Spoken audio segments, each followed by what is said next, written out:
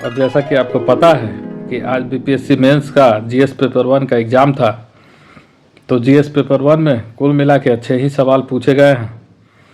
आप देख सकते हैं कि सेक्शन 1 में कुछ सवाल पूछे गए हैं, जैसा कि पूछता है, कुछ वैसा नहीं है कि सवाल इस तरह का बीपीएससी नहीं पूछता है। करंट अफेयर्स में कुछ टेढ़े सवाल हैं, लेकिन कुल मिला के अमूमन अच्छे सवाल हैं। इसको ख़राब सवाल नहीं कहा जा सकता या बहुत भारी सवाल नहीं कहा जा सकता। बाकी हम लोग सेक्शन 3 की बात करेंगे। सेक्शन 3 में क्वेश्चन दिया हुआ है 7 नंबर, जो कि एक टेबल से सवाल है, जो बीपीएससी का अपना स्टैंडर्ड स्टाइल है। कहता है study the following table carefully and answer the question given below the table. There are 3 companies X, Y and Z making identical soap in the form of bars. Soap are sold by number of units. Total sales equals to selling price into unit sold. उसके बाद एक बार tabulation दिया हुआ है, table दिया हुआ है। Table में दिया हुआ है year X, unit price rupees per unit, sales in lakh, unit price उसी तरह कंपनी Y का, उसी तरह कंपनी Z का। कहता है assume only these 3 companies exist in the market. या मान के इसको प्रश्न को सॉल्व करना है कि यही 3 कंपनियां बाजार में एग्जिस्ट करती है। उसी को अगर हिंदी में पढ़े तो निम्नलिखित सारणी को ध्यानपूर्वक पढ़िए और नीचे दिए गए प्रश्नों के उत्तर दीजिए। बार के रूप में एक साबुन बनाने वाली 3 कंपनियां X, Y और Z है। साबुन इकाइयों की संख्या के अनुसार बेचे जाते हैं। कुल बिक्री बराबर विक्रय मूल्य गुने बेची गई इकाइयां। उसी तरह से फिर से टेबल दिया हुआ। बात करें पहले सवाल की, तो पहला सवाल कहता है what was the average price of the soap in the year 2013 per unit. वर्ष 2013 में साबुन का औसत मूल्य क्या था। ठीक है, वर्ष 2013 में आपसे पूछ रहा है साबुन का औसत मूल्य क्या होगा। तो आपको पता है कि औसत बराबर क्या होता है। औसत बराबर होता है, एवरेज बराबर होता है total sum upon total number. बात कर रहा है 2013 का बात कर रहा है। यह कहता है कि प्रति इकाई मूल्य है 7 रुपया। यह कहता है कि प्रति इकाई मूल्य है 5 रुपया। और जेड के लिए कहता है प्रति इकाई मूल्य है 8 रुपया। तो आपसे कहता है कि वर्ष 2013 में साबुन का औसत मूल्य क्या होगा। तो साबुन का जो कुल मूल्य होगा, उसमें कुल साबुन की संख्या से अगर हम भाग दे दे तो आपको औसत मूल्य आ जाएगा, है ना। तो अब बिक्री दिया हुआ है, बिक्री बराबर है 3.5 लाख और एक साबुन का मूल्य दिया हुआ है 7 रुपया। और आपको यह कहता है कि इन 3 कंपनियों के अलावा कुछ भी आपको एज्यूम नहीं करना है। साथ ही साथ आपको यह भी कह रहा है कि कुल बिक्री बराबर जो होता है वो होगा विक्रय मूल्य गुना बेची गई इकाइयाँ, है ना। तो बिक्री बराबर 3.5 दिया है। तो कंपनी X के लिए अगर हम लोग देखेंगे तो 3.5 लाख का मतलब होता है 10 का पावर 5। और इसको 7 से अगर भाग दे देंगे, 7 से भाग दे देंगे तो 7 पच्चे 35, 0.5 और 0.5 को 10 के पावर 5 से गुना अगर हम करेंगे तो ये हो जाएगा 50,000। ठीक है, ये आ जाएगा 50,000। उसके अलावा फिर कंपनी X के लिए अगर हम निकालेंगे तो उसी तरह से 4.5 में 5 से भागा देंगे तो ये आ जाएगा 90,000।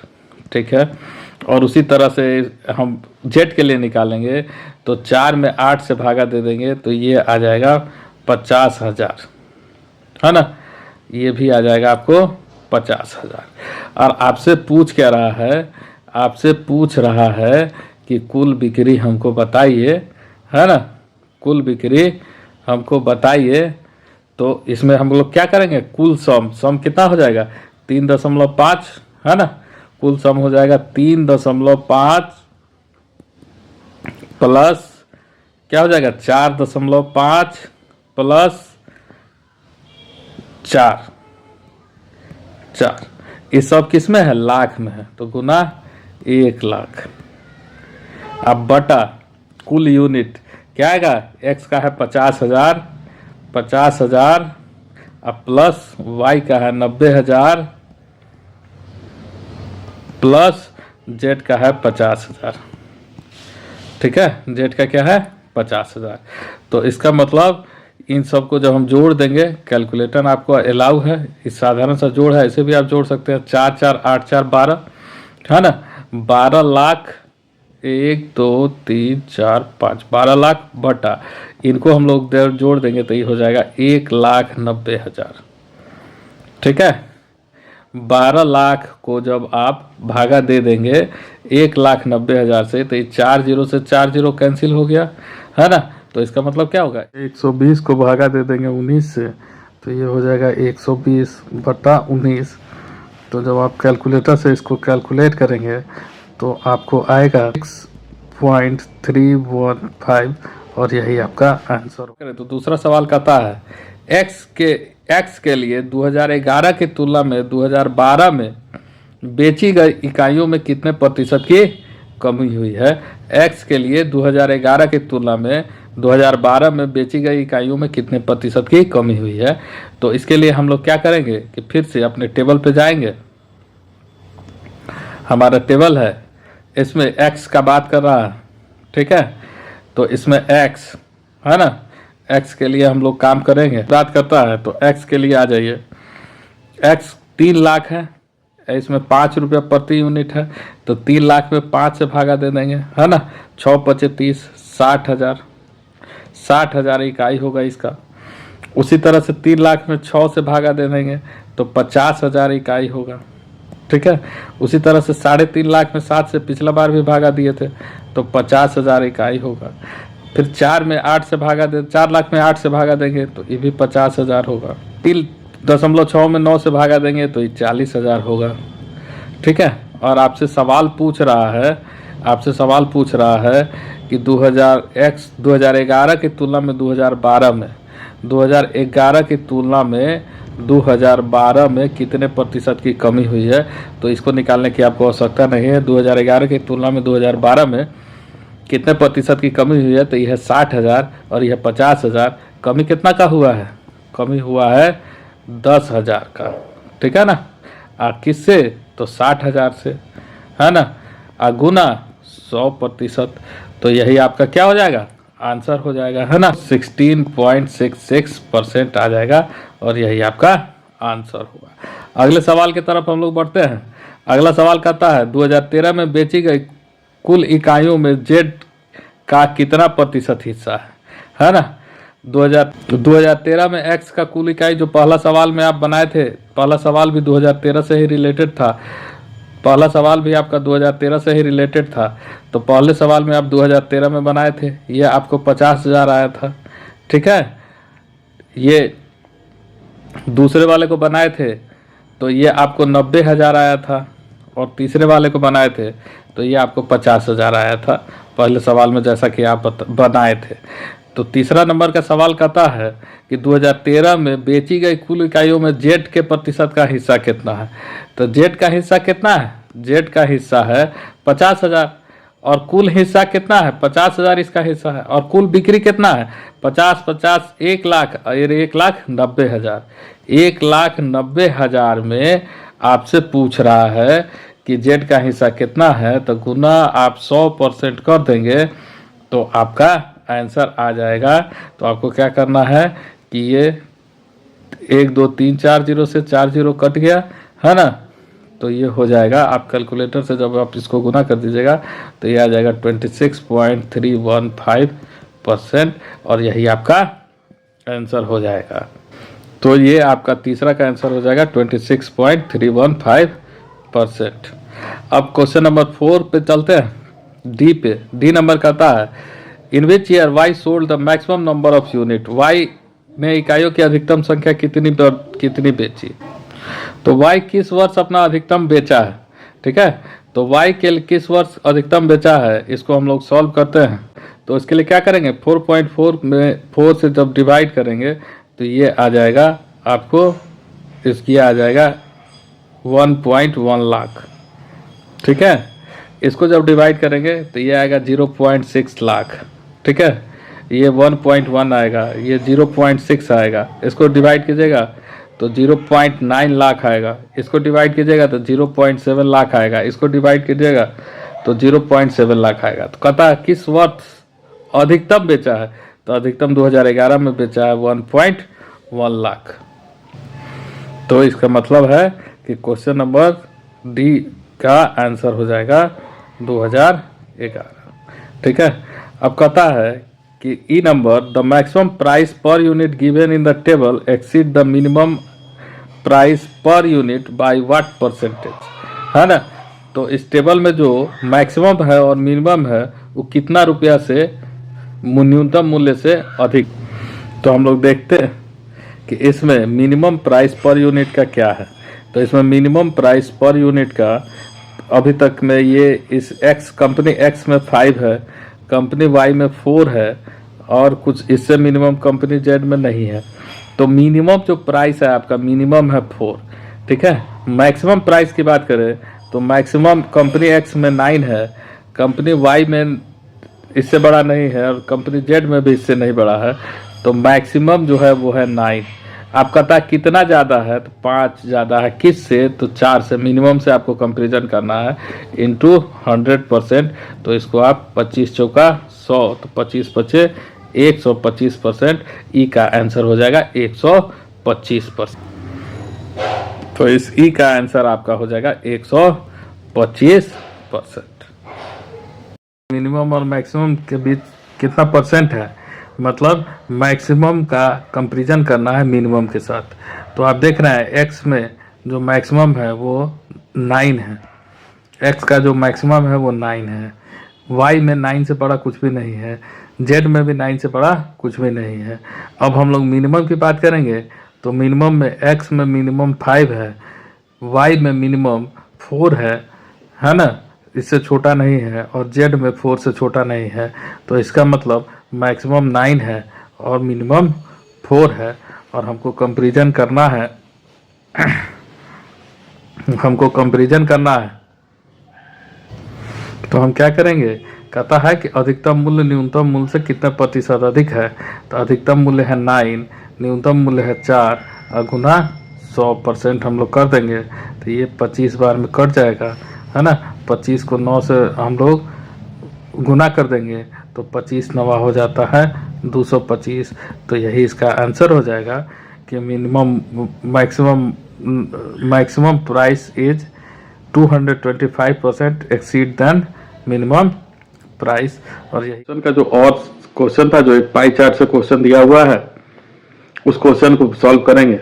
कहता है the following pie chart shows the expenditure incurred on manufacturing of a calculator under various heads. Study the pie chart carefully and answer the question given below. इस पाई चार्ट में परसेंटेज में दिया हुआ है, परसेंटेज पाई चार्ट है, जिसमें कहता है कि सॉफ्टवेयर 12.5% है, R&D 22% है, मशीनरी 22.5% है, हार्डवेयर 25.5% है एंड मिसलेनियस 17.5% है। वही चीज हिंदी में भी दिया हुआ है।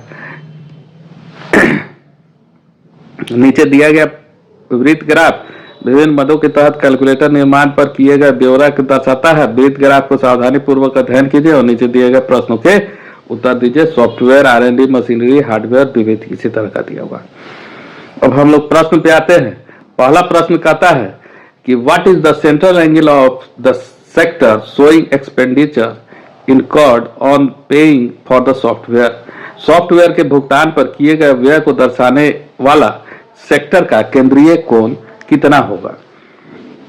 तो आप परसेंटेज की बात करेंगे तो परसेंटेज में यह कोण दिया हुआ है 12.5%। ठीक है। तो आपको पता है कि 100% बराबर होता है 360 डिग्री। इसका मतलब 1% बराबर होगा 3.6 डिग्री और आपको चाहिए सॉफ्टवेयर का 12.5%। तो इसका मतलब ये हो जाएगा 3.6 गुना 12.5। तो इसका मतलब हो जाएगा 3.6 गुना 12.5 जब आप कर दीजिएगा कैलकुलेटर की मदद से तो यह हो जाएगा 45 डिग्री और यही आपका आंसर हो जाएगा। ठीक है, यही आपका आंसर हो जाएगा। बस इतना ही करना था। इसका आंसर हो जाएगा 45 डिग्री। सेकेंड नंबर क्वेश्चन कहता है ठीक है। सेकेंड नंबर क्वेश्चन कहता है कि what is the cost of price of the calculator on which the cost of R&D and machinery charge amount to 127.50। कहता है हिंदी में कि कैलकुलेटर का लागत मूल्य क्या होगा, कैलकुलेटर का लागत मूल्य क्या होगा जिस पर R&D और मशीनरी शुल्क का लागत 127 रुपया 50 पैसा है, जिस पर R&D और मशीनरी का लागत मूल्य 127 रुपया 50 पैसा है। ठीक है, तो दोनों का दिया हुआ है, R&D और मशीनरी दोनों का दिया हुआ है। ठीक है, तो हम लोग आ जाते हैं सवाल पे। ये R&D का परसेंट है 22% और मशीनरी का परसेंट है 22.5%। इसका मतलब 22 प्लस 22.5 बराबर 44.5%। ठीक है, अब ये 44.5% का मान दिया हुआ है आपको 127 रुपया 50 पैसा। क्या दिया हुआ है? 44.5% का आपको वैल्यू दिया हुआ है 127 रुपया 50 पैसा।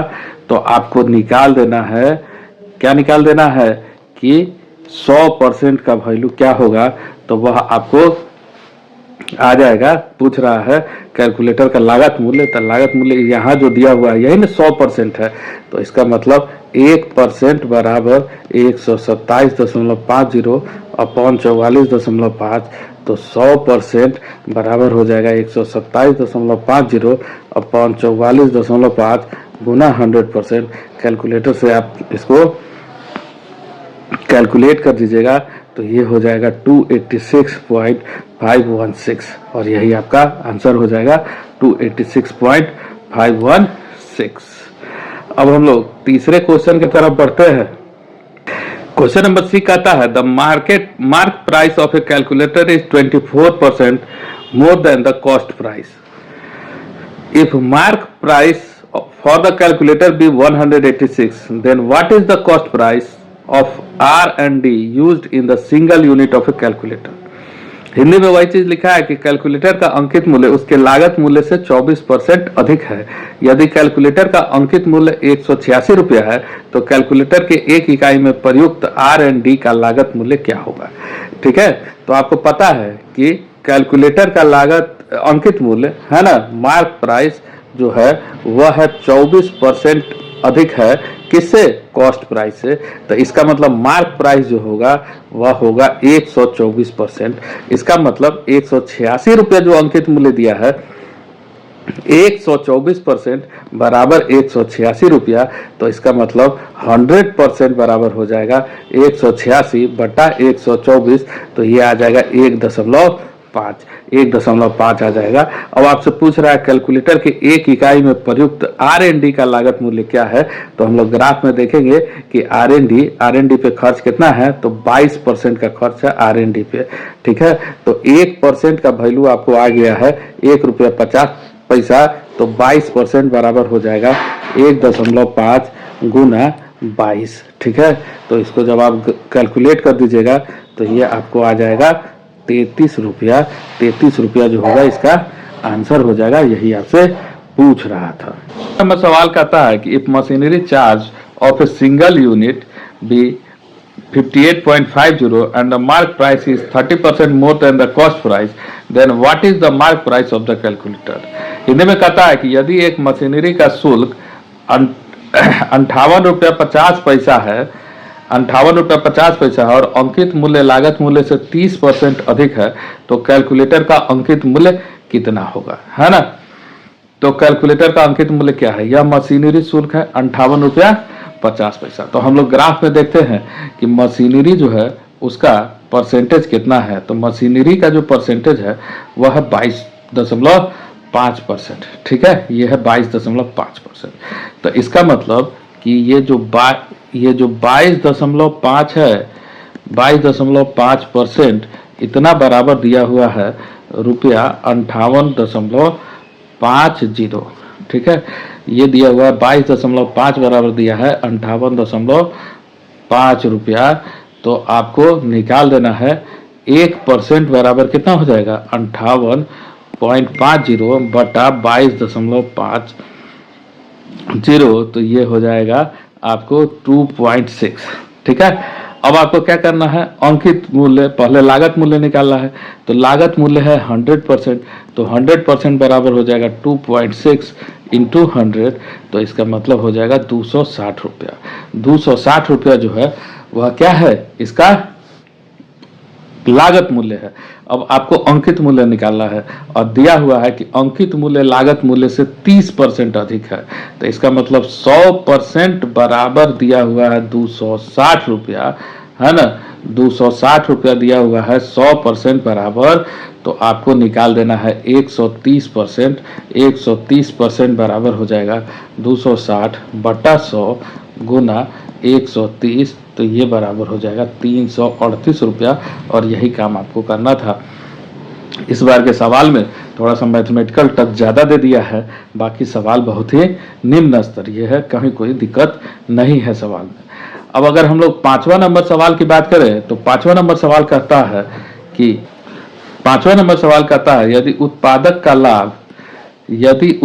का लाभ 20% है और कैलकुलेटर का अंकित मूल्य 192 रुपया है, तो इस पर विविध शुल्क के रूप में खर्च राशि ज्ञात करें।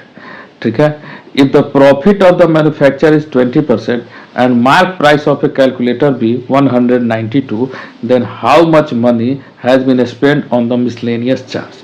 ठीक है, तो कहता है कि स्पष्ट कहता है कि 20% का लाभ है, इसका मतलब 120% बराबर जो होगा वह होगा 192, ये होगा 120% बराबर।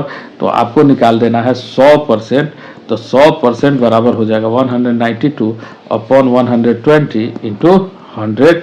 तो इसको जब कैलकुलेट कीजिएगा तो ये आपको आएगा 160 रुपया। 160 रुपया आएगा। 160 रुपया क्या है, इसका कुल खर्च है। अब हम लोग डाटा में देखते हैं कि विविध का कितना परसेंट है। ठीक है, तो विविध का है 17.5%। ठीक है, तो 100% बराबर आपको आया है 160 रुपया, तो आपको 17.5% चाहिए, तो 1% बराबर हो जाएगा 160 बटा 100, तो 17.5% बराबर क्या हो जाएगा, परसेंट बराबर आपको हो जाएगा 160 बटा 100 गुना 17.5। ठीक है, और इसको जब आप कैलकुलेट कर लीजिएगा तो ये आपको आ जाएगा 17.5। जब इसको आप कैलकुलेट कर दीजिएगा तो ये आपको आ जाएगा 28 रुपया, और यही आपका आंसर था। तो ये जो पाई चार्ट था, बहुत ही आसान पाई चार्ट दिया हुआ था, यही इसका सॉल्यूशन होगा। रेट कहता है कि study the pie diagram given below carefully with represent the expenditure of two families 1 and 2 on different item in percentage and answer the question asked below. The annual income of families 1 and 2 are 4 lakhs and 5 lakhs respectively. मतलब question number, family number 1 का जो income है वह 4 लाख है और family number 2 का जो income है वो 5 लाख है। अब इन दोनों फैमिली का पाई चार्ट दिया हुआ है, जिसमें एजुकेशन, फूड, मिक्स आइटम और हाउस, यही 4 आइटम्स में मद में खर्च है, पहले फैमिली में भी और दूसरे फैमिली में भी। इसी को अगर हिंदी में देखें तो हिंदी में भी वही बात लिखा हुआ है कि नीचे दिए गए वृत्तचित्रों को ध्यानपूर्वक अध्ययन कीजिए, जो 2 परिवार 1 और 2 के विभिन्न मदों पर किए गए व्यय के प्रतिशत को प्रदर्शित करते हैं तथा नीचे पूछे गए प्रश्नों के उत्तर दीजिए। परिवार 1 और परिवार 2 की वार्षिक आय क्रमशः 4 लाख और 5 लाख है। ठीक है, यही शिक्षा, भोजन, मिश्रित मद और घर, शिक्षा, भोजन, मिश्रित मद और घर परिवार 1 और परिवार 2 का दिया हुआ है। सवाल पे आते हैं कि पहला सवाल कहता है कि हाउ मच लेस और more amount of money is spend on education by family 2 as compare to family 1।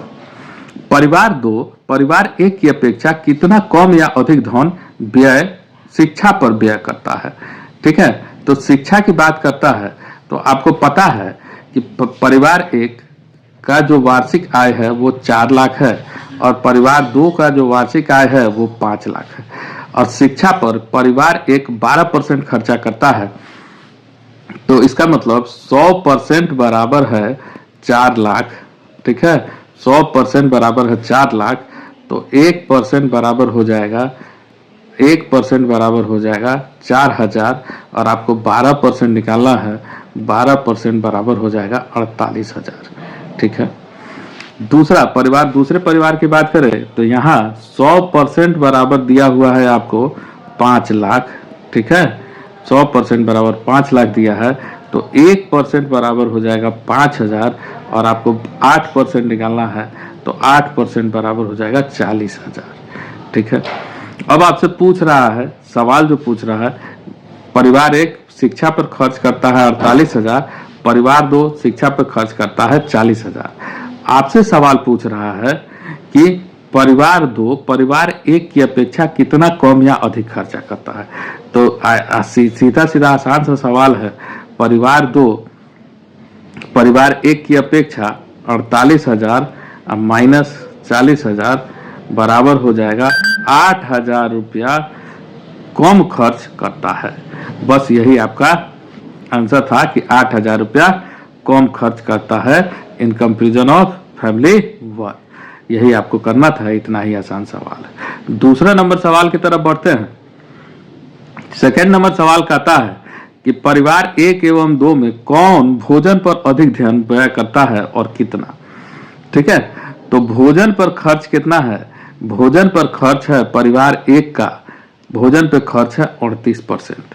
तो आपको पहले क्वेश्चन में हम लोग निकाल लिए हैं, 1 बराबर 4,000 आ गया है, तो 38 बराबर क्या हो जाएगा, 38 गुना 4,000। ठीक है, तो 8 चौका 32, 8 4 12, 12 3 15, तो 1,52,000 रुपया हो जाएगा। उसी तरह से भोजन पे ये खर्च करता है 33%, तो 1 बराबर 5,000 है, तो भोजन पे खर्च हो जाएगा 33 इंटू 5,000, तो 5 तिहाई 15, 5 तिहाई 15 1 16, तो 1,65,000 ये आ जाएगा। आपसे पूछ रहा है भोजन पर कौन अधिक खर्च करता है, तो भोजन पे परिवार दो जो है वह अधिक खर्च करता है, क्योंकि इसका 1,52,000 है और इसका 1,65,000 है।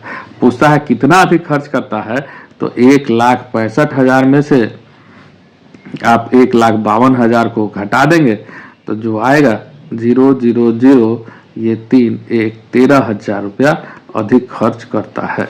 परिवार दो भोजन पर परिवार एक की तुलना में 13,000 रुपया अधिक खर्च करता है। तीसरा नंबर सवाल कहता है कि what is the proportion of money spend by family 1 and 2 on education. परिवार एक और दो द्वारा शिक्षा पर व्यय का अनुपात क्या है। तो जो पहला क्वेश्चन था शिक्षा पर व्यय, सेम सवाल वही सवाल है, कुछ भी नहीं करना है।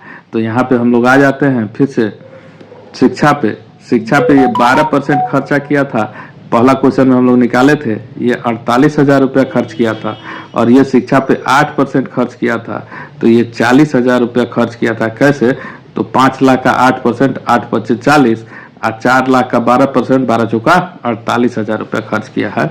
और दोनों का अनुपात पूछ रहा है, तो 48,000 बटा 40,000। ठीक है, तो ये हो जाएगा 3 0 से 3 0 कट जाएगा, है ना। तो इसको आप काट दीजिए, 48 को 4 एकम 4, 4 दूना 8, और 4 से काटिएगा तो 10, 4 से काटिए 2 से काटिएगा तो 6, 2 से काटिएगा तो 5, ये आ जाएगा 6:5। यही आपका आंसर था। पूरा डिटेल लाइन बाय लाइन जो सॉल्यूशन है बहुत जल्द हम उसको अपलोड कर देंगे। फिलहाल कल ही एग्जाम हुआ था, तो इसके लिए इसको हम जल्दी से जल्दी सॉल्व करने का कोशिश। अगला सवाल कहता है कि what would be the angle at centre of pie diagram of money spend on housing by family one. परिवार एक के द्वारा घर पर खर्च धन का वृत्त चित्र में केंद्र का कोण कितना होगा, है ना। किस पे खर्च करना है, तो घर पे खर्च करना है ना। घर पर खर्च है ना। तो हम लोग आते हैं पाई डायग्राम में, घर पर कितना खर्च होता है परिवार एक के द्वारा, तो परिवार एक के द्वारा घर पे खर्च होता है 19%। और आपको पता है कि 100% बराबर होता है 360 डिग्री, तो 1% बराबर हो जाएगा 3.6 डिग्री, तो 19% बराबर हो जाएगा 3.6 गुना 19, 3.6 गुना 19 हो जाएगा। तो 3.6 गुना 19 जब आप कीजिएगा कैलकुलेटर से, तो आपको आंसर आ जाएगा 68 39.4 डिग्री, और यही आपका आंसर हो जाएगा। ठीक है, अब हम लोग अगले सवाल की तरफ बढ़ते हैं। अगला सवाल कहता है कि how much money has been spend by family 1 and 2 together on mixed item. दोनों परिवार 1 और 2 द्वारा संयुक्त रूप से कुल कितना धन मिश्रित मद में व्यय किया जाता है। ठीक है, तो मिश्रित मद, यहां हम लोग आते हैं मिश्रित मद में। तो परिवार 1 मिश्रित मद में 31% खर्चा करता है और परिवार 2 मिश्रित मद में 32% खर्चा करता है। ठीक है, तो आपको पता है कि 100% बराबर 4 लाख दिया हुआ है, तो 31% बराबर हम लोग क्या करेंगे, 31 गुना 4000, जो कि आपको पहला सवाल में हम बना दिए थे, तो ये आपको आ जाएगा 1,24,000। ठीक है, उसी तरह से यहाँ मिश्रित मद में 32% खर्च करता है और इसका आय कितना है, 5 लाख। तो 1% बराबर कितना आया था, 5,000। तो 32 गुना 5 कर देंगे, 32 गुना 5 कर देंगे, 5,000 कर देंगे, तो ये आपको आ जाएगा 1,60,000। और पूछ रहा है आपसे 1,60,000, और आपसे पूछ रहा है कि दोनों कुल मिला के कितना खर्च करता है। तो 1,60,000 को 1,24,000 के साथ आप जोड़ दीजिएगा, तो ये आ जाएगा 2,84,000, और यही आपका आंसर हो जाएगा 2,84,000। तो यही था पाई डायग्राम। पाई चार्ट हमेशा आसान होता है, क्योंकि इससे पहले वाला जो पाई चार्ट था वो सिंगल पाई चार्ट था, तो थोड़ा सा कैलकुलेट करवा रहा था और थोड़ा सा उसमें आपको प्रॉफिट एंड लॉस का कॉन्सेप्ट लगा हुआ था। लेकिन ये डबल पाई चार्ट है, तो इसमें केवल पाई चार्ट का ही कॉन्सेप्ट लगेगा, बाकी सब कुछ बहुत आता है। कि the bar graph given below represents the additional tax collected by state in different years. Study it carefully and answer the question given below related to it. यहाँ एक बार ग्राफ दिया हुआ है जिसमें एडिशनल टैक्स इन करोड़ दिया हुआ है। 2014-15 685, 15-16 382, 16-17 271, 17-18 533, 18-19 716, 19-20 273, 20-21 431 ये दिया हुआ है। नीचे ईयर है, ऊपर एडिशनल टैक्स इन करोड़ दिया हुआ है। हिंदी में इसको पढ़ते हैं, कहता है नीचे दिए गए बार ग्राफ में एक प्रदेश एक राज्य के विभिन्न वर्षों में एकत्रित करों को प्रदर्शित करता है। इसका ध्यानपूर्वक अध्ययन कीजिए और संबंधित नीचे दिए गए प्रश्नों का उत्तर दीजिए। अतिरिक्त कर रुपया करोड़ में है, फिर वही बात है, बार ग्राफ दिया हुआ है, ईयर दिया हुआ है और उसका वैल्यू दिया हुआ है। हम लोग पहला क्वेश्चन की बात करते हैं। फर्स्ट क्वेश्चन हम लोग को कहता है कि how much percentage decrease in additional tax was registered in 2020-21 as compared of 2018-19। Hindi में कहता है कि 2018-19 की तुलना में 2020-21 में अतिरिक्त कर में कितने प्रतिशत की कमी हुई है। तो 2018-19 में अतिरिक्त कर है 716 करोड़ रुपया और 2020-21 में अतिरिक्त कर है 431 करोड़ रुपया। तो पूछता है कितना परसेंट का कर डिक्रीज हुआ है। तो हम लोग क्या करेंगे कि 716 से 431 को घटा लेंगे। 716 से 431 को घटाएंगे तो हमको जो मिलेगा 716, ठीक है, माइनस 431, इसको जब हम लोग घटा लेंगे 5 8 3 11 और 285 हम लोग को मिल जाएगा। ये 285 का डिक्रीज है। ठीक है, कंपेरिजन किसे करना है, 2018-19 से।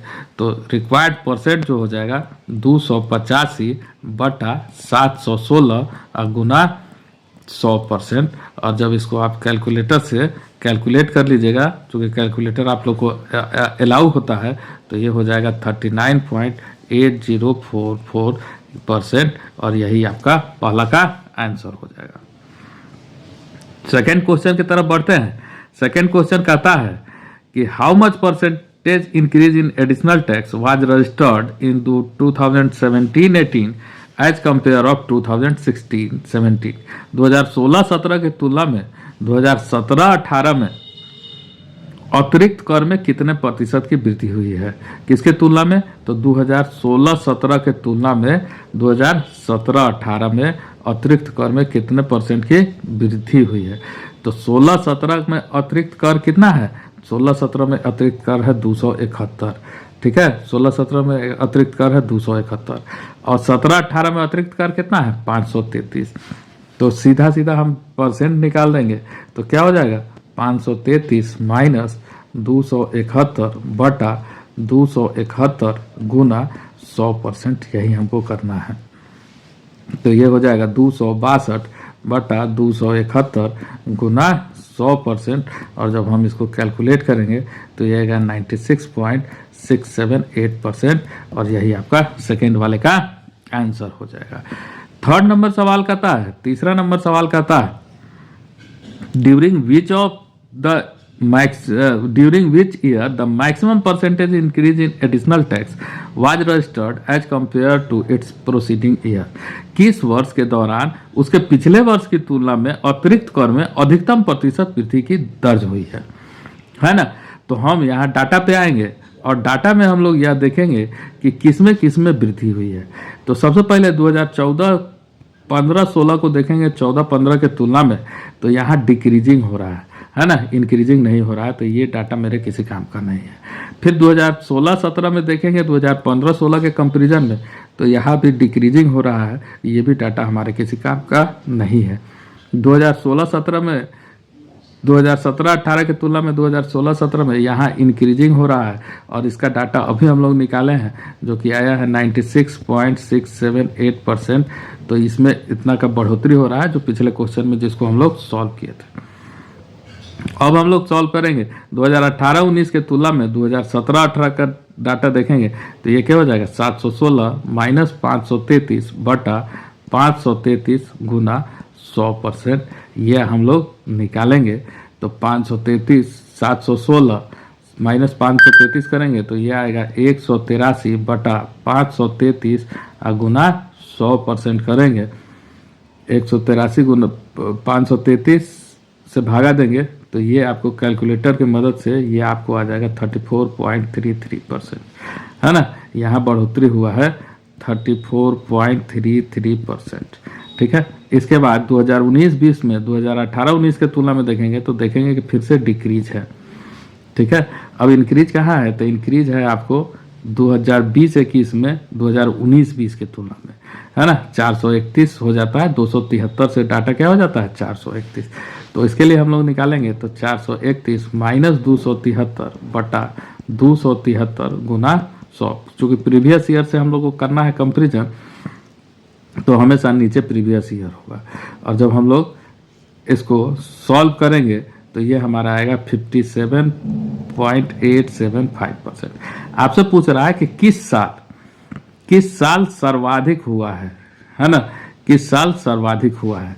तो सर्वाधिक आप किस साल किए हैं, तो सर्वाधिक आप देखिए ये 96.678 जो है इस साल आपका सर्वाधिक हुआ है इसके सभी सालों के तुलना में, क्योंकि यह 57 है, ये 34.33 है, तो यहाँ 96.7 है। तो इसका मतलब 2017-18 में 2016-17 के तुलना में सर्वाधिक वृद्धि दर्ज की गई। अगला सवाल कहता है कि from 2014-15 to 2020-21 what is the average of additional tax. 2014-15 से 2020-21 तक का अतिरिक्त कर औसत क्या होगा। तो औसत का फॉर्मूला आपको पता है कि औसत बराबर होता है कुल सम मतलब टोटल योग बटा टोटल नंबर। तो क्या करेंगे 14-15 से लेके 20-21 तक के सभी डाटा को जोड़ देंगे, मतलब 685 plus 382 plus 271 plus 533 plus 716 plus 273 plus 431, और इन सभी डाटाओं को जब आप जोड़ दीजिएगा तो ये हो जाएगा 3291, ये हो जाएगा 32। अब एवरेज बराबर क्या होता है कि कुल sum total sum upon total number, मतलब कुल योग बटा कुल संख्या होता है, कुल संख्या होता है। तो आप योग निकालिए 3251, है ना। तो औसत बराबर हो जाएगा 3251, आप कुल संख्या कितना 1 2 3 4 5 6 7, तो इसको हम लोग 7 से भागा दे देंगे तो यही आ जाएगा आपका कुल संख्या। तो औसत तो ये हो जाएगा 470.142, और यही इतना ही सा काम आपको इसमें करना था। अगला सवाल कहता है किन 2 लगातार वर्षों के दौरान अतिरिक्त कर में कमी सबसे कम था, है ना, प्रतिशत सबसे कम था, ठीक है। During which of 2 consecutive year percentage of decrease in additional tax was minimum, ठीक है। तो इससे पहले हम लोग एक सवाल बनाए थे, उसमें क्या था, मैक्सिमम पूछ रहा था, वृद्धि पूछ रहा था, मैक्सिमम किस में है, और यहाँ क्या पूछ रहा है, कमी किस में है। तो कमी यहाँ है, ठीक है, कमी यहाँ है ना, यहाँ वृद्धि है तो हम लोग नहीं निकालेंगे, यहाँ कमी है और यहाँ वृद्धि है तो हम लोग नहीं निकालेंगे। तो हम लोग परसेंट कैसे निकालते हैं, तो परसेंट हो जाएगा आपको 685 माइनस 382 अपॉन 685 इंटू 100%, है ना, 685 माइनस 382, ठीक है। और इसको क्या करेंगे, अपॉन 685 और मल्टीप्लाई बाई 100, तो इसको जब सॉल्व करेंगे तो ये आएगा 44.23%। ये यहाँ डिक्रीज है 15-16 में 14-15 के तुलना में। अब 16-17 में हम लोग निकालेंगे तो ये क्या होगा, 382, है ना, माइनस 271, है ना, अपॉन 382, ठीक है, इंटू 100%, यही आपका डिक्रीज हो जाएगा। 382 और इंटू 100% कर देंगे तो डिक्रीज हो जाएगा और ये आएगा 29.05%, ठीक है। और तीसरा यहाँ डिक्रीज है 19-20 में 2018-19 के तुलना में, तो ये हो जाएगा 716 माइनस 273 बटा 716 गुना 100%, ठीक है, 273 और भागा हो जाएगा आपको 716 से और गुना हो जाएगा 100% से, तो ये आ जाएगा 61.87%। और सवाल में आपसे स्पष्ट पूछ रहा है कि किसका डिक्रीजिंग जो है वो मिनिमम है, तो आपको मिनिमम डिक्रीजिंग कहाँ मिल रहा है, मिनिमम डिक्रीजिंग यहाँ मिल रहा है 16-17 में, किसके तुलना में, 15-16 के तुलना में, और यही आपका आंसर हो जाएगा। तो ये चारों सवाल 69 बीपीएससी का हमने अपने चैनल पे डाल दिया है। आपको कैसा लगा कमेंट करके ज़रूर बताएं। अगर चैनल पर नए हैं तो चैनल को सब्सक्राइब करें ताकि आपको स्टैटिक्स से रिलेटेड और भी बहुत सारा मटेरियल बीपीएससी स्टैटिक्स डी और डीआई का मिलता रहे। धन्यवाद।